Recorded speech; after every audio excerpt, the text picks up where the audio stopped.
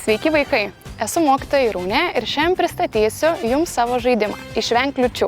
Bus reikalingas inventorius, 2 vartai, kiekvienam žaidėjui bus reikalingas kamuolys ir įvairiaspalviai žymekliai.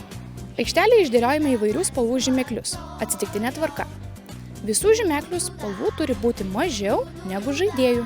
Pavyzdžiui, jeigu žaidimą žaidžia 5 žaidėjai, tada reikalingi 4 žymekliai. Pastatome vartus skirtingose aikštelės pusėse. Visi žaidėjai su kamuoliais.